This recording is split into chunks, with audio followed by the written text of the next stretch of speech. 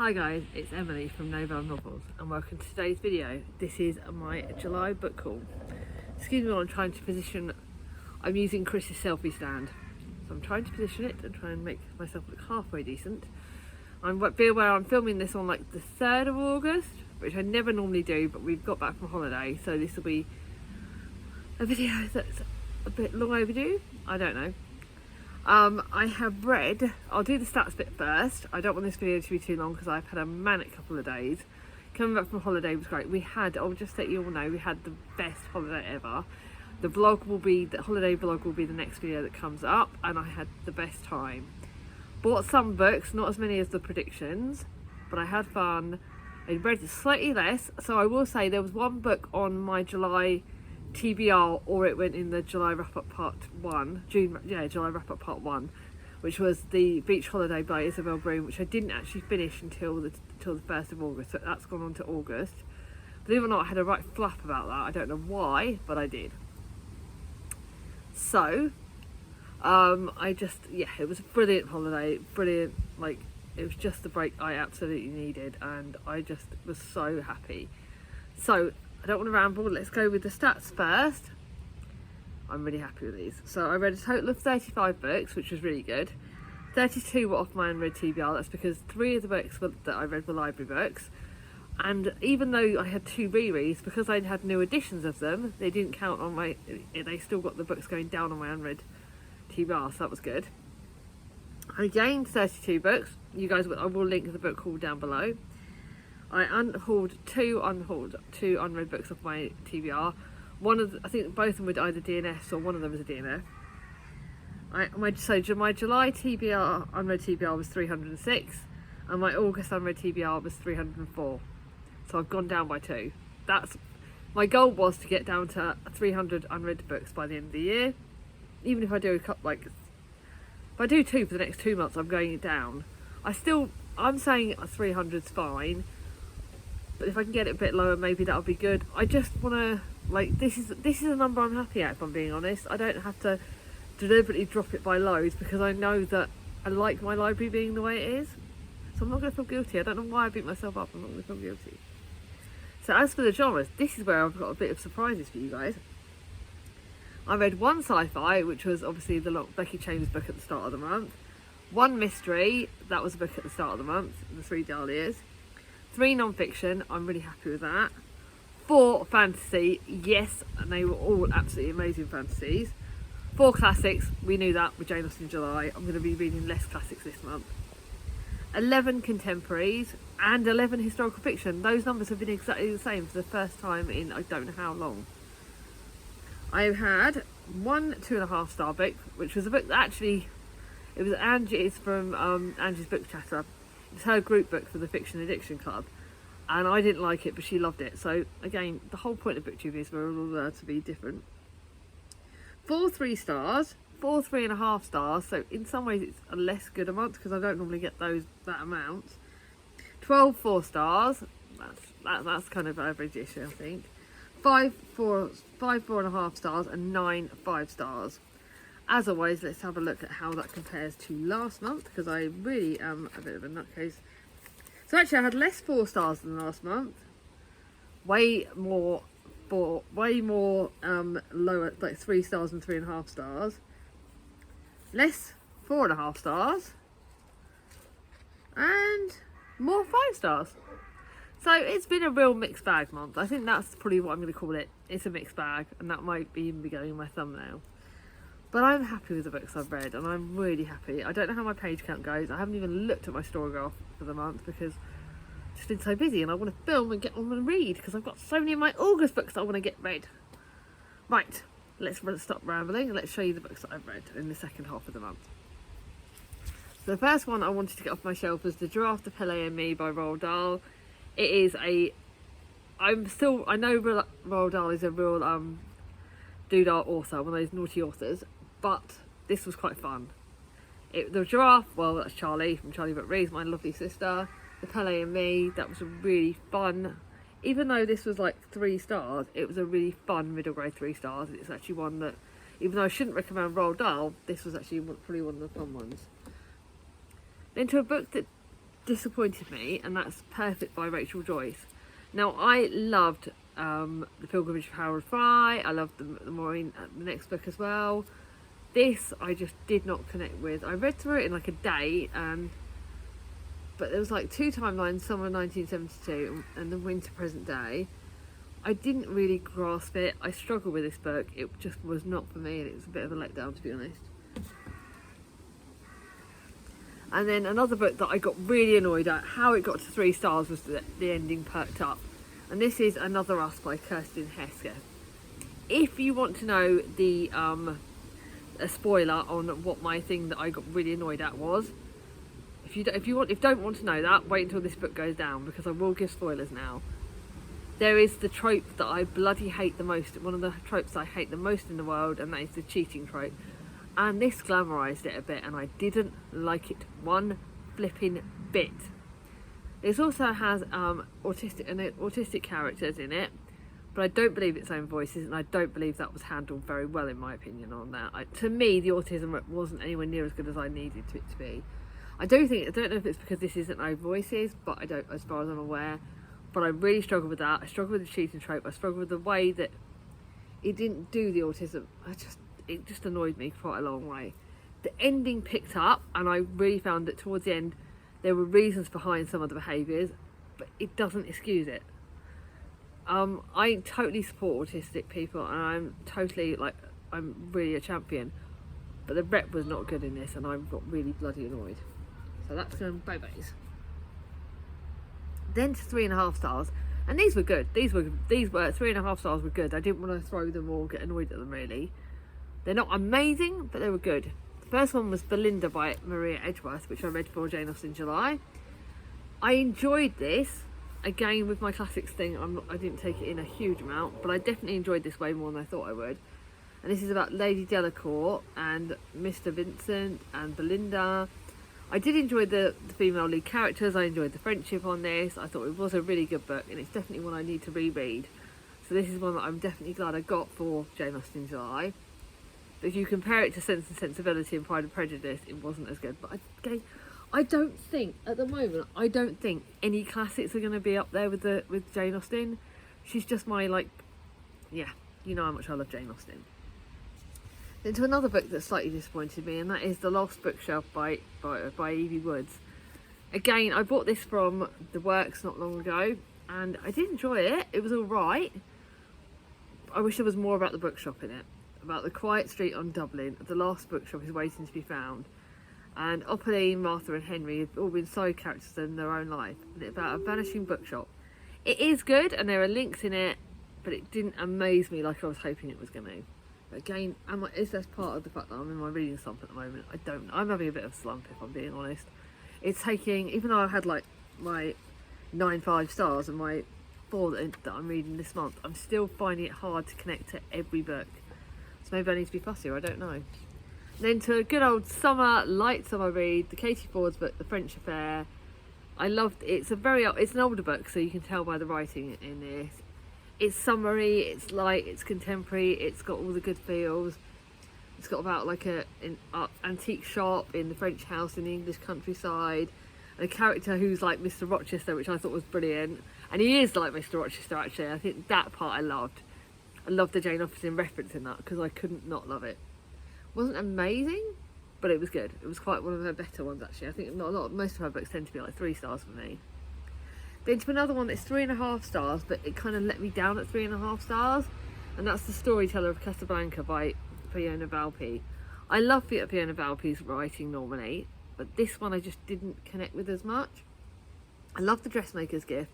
I loved a lot of her other work, and this is set in Morocco in 1941, with France having fallen to Nazi occupation. 12-year-old girl Josie has fled with her family to Casablanca while they await a safe passage. Then you've got another storyline in the present day about Zoe, who's struggling with a marriage and a baby daughter and a new life as an expat in an unfamiliar place. When she discovers the small wooden box and a diary from the 1940s, that's that diary, in her daughter's bedroom, Zoe enters the world of young Josie, and she tries to find Josie. It is a good book, but there are, again, it's just some bits that I found really uncomfortable, and I just didn't connect to it as much. So none of those are even going to Mum. Now to my 4 stars. Now you guys know 4 star is a good book. 4 star is not just good, it's a really enjoyable book, a book that I really got on well with. So I'll show you. So the first is Nice Good Old Contemporary, and that is Dreaming Under the Island Skit Sea by Lisa Hobman. Sorry about Thomas in the background. And this is it's my first book by the author. I've had this, it's like a summary book that I decided to pick on my shelves. It's set up in the island of Skye. This is a feel-good contemporary. My first book by this author, but it's definitely not going to be my last. She's definitely a contemporary author that I want to look for more books about. It's about Juliet Fairhurst is shattered when her husband Laurie is taken much too soon. There are triggers in that for that, so please be aware of that. Check out the triggers if you need them. But she decides to take a sabbatical and reconnect with her mother's birthplace in the island of Skye, on the island of Skye. And then she's welcomed by the community. This is community, this is friendship. It does talk about grief and depression and some other things, but it's done in a really good way, and I bloody enjoyed this. This is like Mum, this is definitely a Mum one. Then the next one, it was my book for tandem, so it is a proof copy. It's a limited edition proof copy, so it's a pretty one, and it's about Maria Callis, who is like the ultimate opera star. I've got my review on Goodreads. I'm going to see if Mum wants to read this, actually. She might. Again, one of the things I did love is the fact that this is an PR product, so obviously I got sent it. There are these little doodahs, you know what those are, barcodes and stuff, and they make the book more fun. And I think having read it with Tandem, I might go back and look at more of these little barcodes and scan for information, because this made it fun, and I really enjoyed that interactive part of the book, reading it. Obviously we've got to talk about Aristotle Onassis, who was her partner. This is based on non-fiction, but it is fiction. So it is a real mix, but I really felt for Maria. I've done a really good, I think it's an okay review on it on Instagram and on Goodreads and on Amazon, so please check out my review for more information. I think this lady was very much misunderstood, and she had a lot of negative people in her life. So the writing is good, and it is one amazing. It's not like, normally I don't really know about opera stars and stuff like that, so it wasn't, maybe if I knew a bit more and liked a bit more, then I might have liked this a bit more. It was still 4 stars, it was still a good book, just not as incredible as I hoped. Now to another one, which was one that I kindly got sent by my anonymous subscriber, by my anonymous Amazon person, and that is Homecoming for the Chocolate Girls. It is the most recent book in the Chocolate Girls series, so I don't want to go into too much detail, but I will say it is really good. It's 4 stars, but it's not as incredible as some of the other books, because this is actually set post-war, and it really does tackle what the world was coming to, but it does go over a very long period of time actually in this book, and it does sort of tie, I think it tied up, yeah, it's the last one in the series, so it ties up the whole of the Gilby family. And maybe that's partly what made me sad, was that it does tie it all up. But yeah, it was a good book, very much good book for the series, so I think Mum's going to want to read that actually. Then to my last Cathy Glass book that's on my shelf. I don't have any more of her books on my shelf. This is one of her earlier books, Daddy the Little Princess. It's 4 stars. It is. I'm not going to rate Cathy Glass as, like, I don't think it's my position. So even though it's a very loose rating of 4 stars, it is loose because it is a good book, and it's foster caring, and it talks about, but this is one of her older books, and you can see that. And this is where she looks at Beth's story about Daddy's Little Princess, and again you go away into foster caring, but knowing that there are some interesting there are some triggers in this, there are some hard bits, but Cathy Glass, to me, like, as a foster carer, she's amazing, her family's amazing, and I love that part of the book. Mum will not want to read that. Now to my 4.5 stars, and these are all really good books. These are like really, really good. These are like, how they didn't get 5 stars, it's bloody close. And the first one is The Bookshop by the Lock, which is by Julie Shackman. I've now bought another book by this author, and I bloody loved it. I think I have. Or did I leave that at the charity shop? No, I think I might get that from the charity shop when I go in there. And this is A Bookshop by the Lock. So again, it's got a bookshop in it. It's set in Scotland. Yes, I'm bloody obsessed with books set in Scotland. Danny, maybe is that a sign that I need to come up and see you? Danny, yeah, I'd love that. That's a good excuse. I'd love to go and see Danny. So Lexi Dunbar is a book lover, and her favourite place in the world is her local bookshop, Bookends. So when she hears that it's going to be sold, Lexi decides she needs to do something to help. And she goes up there and she meets the grouchy artist Tobias Black, who also wants to have something to do with that bookshop. but it's just a really good book. It's a contemporary bookshops. It does tackle other issues in it, but yeah, beautiful, beautiful summer book, one I bloody enjoyed, and my first Julie Shackman, and it won't be my last. I think Angela from Reading Off My Shelf's read that, or she's got it. Then one that Mum made me read, I read the second book, the second Hedgehog Hollow book, and Mum was like, carry on reading, I want to know what happens. Now I've got to carry on reading, and the only thing is I've got one more book to read, and then I need to bloody buy the other book, and I can't find it secondhand anywhere. So if anyone knows how to get the 5th book cheaper than what it is on bloody Amazon, let me know, because I cannot find it for the life of me cheap on ABE Books. I can't find it anywhere in the shops, and I want it badly. Let me know, please. If you find it, let me know and I'll get it. But this is Family Secrets of Hedgehog Hollow, so again, I can't tell you too much about it because it's part of a series. But this was good, but this blow broke me into a million pieces. There are some triggers again in this, and I really can't go into much details. There's less hedgehogs in this than there was in the other books, in the second book. This one's more hard-hitting, and I find that part of it triggering. There are some bits of, but again, it left it on a bloody cliffhanger where I'm desperate to know what the next book is. So chances are you'll see me reading the 4th book, and chances are that even though the 5th book is about £10-11 on Amazon, I'm probably still going to end up getting it. Bloody good book. I really love the series, so Mum's going to want that.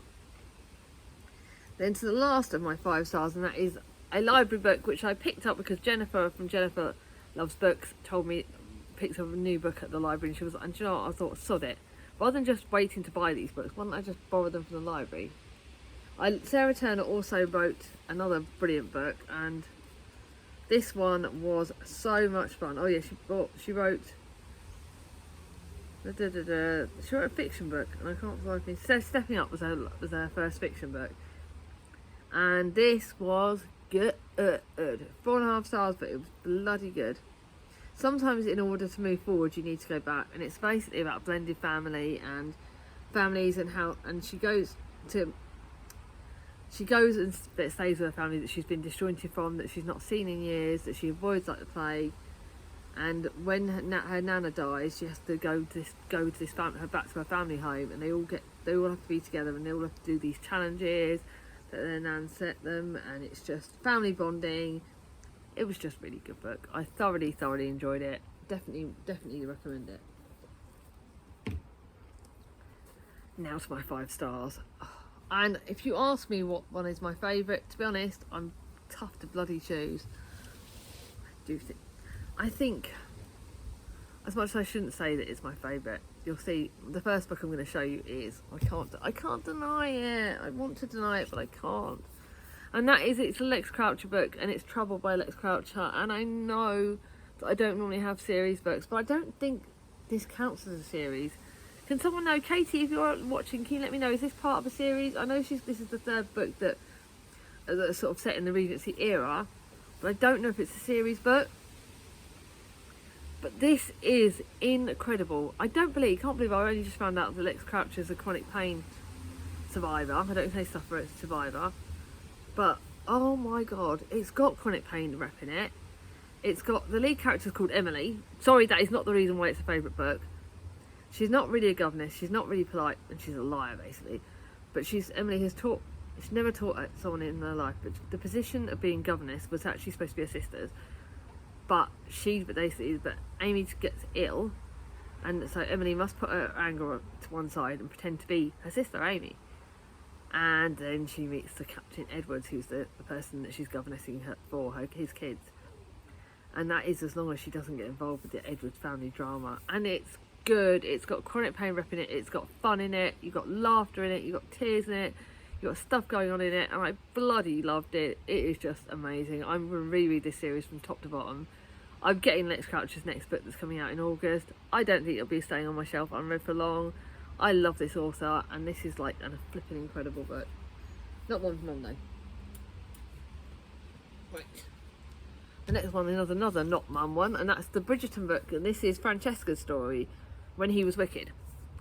I rated this 5 stars, but maybe I should have rated it 4.5, because I did connect. There were brilliant bits in it, and I love Francesca's story. maybe it's a bit too far on. I've still got to read Gregory's and Hyacinth's story because I'm determined to read them by the end of the year, because let's be honest, Bridget on TV is not going to be out for bloody ages, the rest of the series.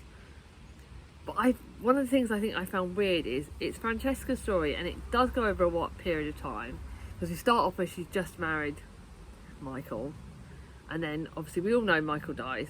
I'm not going to go into detail why, and she ends up with his cousin. So we all know there's a bit of a trigger, there's a bit of a spoiler in that, but we all know that's the direction that it's sort of going to go in, because we all know the way it all went.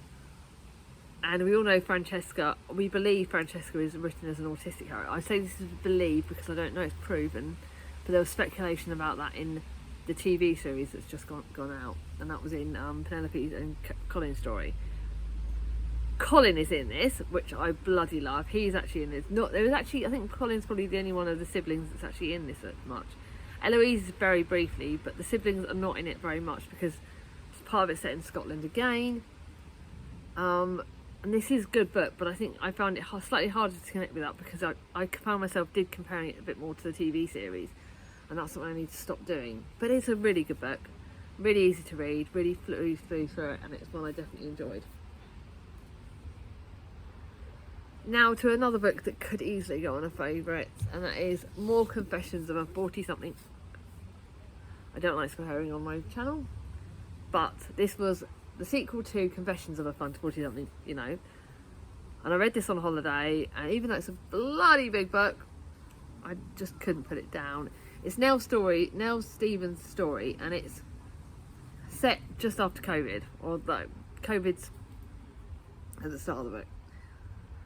But I think maybe part of me thinks I should have read the Confessions again. But this is good because it talks about being 40-something and your body's changing and things are changing, and this admittedly Nell's life is very different from mine. I am a mum at 40-something, but there are comparisons. Like, why is falling in love so easy but staying in love so hard? And what do you do when friendships are put to the ultimate test? I don't have any of those two. Can we ever really live in the moment and leave the past behind? You kind of get that bit of it. When everything goes tits up, do you fall apart or jump on the plane to LA? Falling apart? Nope. Do I get on with it? Yep.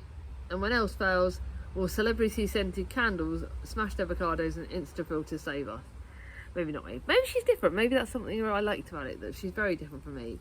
But I did enjoy this book. It's a really good, fun book. I need to work out where I'm going to put it on my shelves, but it's a really good book. Then last but not least, actually, Pride and Prejudice. It went from 4 to 5 stars on a reread. Both my Jane Austen books have actually gone up on my scale this year. This is my pretty copy that my sister Vicky got me. On a reread, it's 5 stars, and I bloody loved it even more. Pride and Prejudice is one of the best books ever. I love Jane Austen. It is definitely my favourite Jane Austen book. I know Emma's my next favourite. I need to reread Emma. I think I need to, next year I've decided I'm going to reread Northanger Abbey again. Have I reread Northanger Abbey twice? I need to reread a couple of them because I know I need to change my rankings of the Jane Austen books. But Pride and Prejudice smashed it out of the park. I loved it, loved it, loved it, loved it, loved it. It was so good. I love the retellings that we have of them. I love the Bennet sister. I could happily reread all the Bennet sisters books all over again. I think I need to reread the other Miss Bennet, that other one by Janice Hadlow. I can't remember. Yeah, I need to read that one again. But this was just so good. Heaven and earth and the shades of Pemberley to thus be polluted, to be thus polluted. Oh, Pemberley, just take me there, take me away. Siblings, brilliant. I just loved it. Loved it, loved it, loved it, loved it, loved it. So yes, even though I can't say it's a favourite because it's a reread, but that was brilliant. And all my 5 stars were brilliant. So let me know down below, guys, what has been your favourite book of July? Did you join in Jane Austen July? Have you had a good July? And I hope you all have a good August. Yes, July had very tough moments for us because we had Alice's funeral, we had some other things happening. But I ended on a high with my holiday and some amazing books. So that apart, I'm grateful. I think because of the fact that it's been summer and that to me, Pride and Prejudice makes me think of this hat. If you get to the end of this video, find me a hat emoji, because I think I was wearing hats on holiday. I just think that Jane Austen kind of, if you get to the end of the video, put a hat emoji on. If you like this video, give it a thumbs up. If you're new to my channel, not subscribed yet, ring on my ding-a-ling, and I'll see you all soon. Bye bye.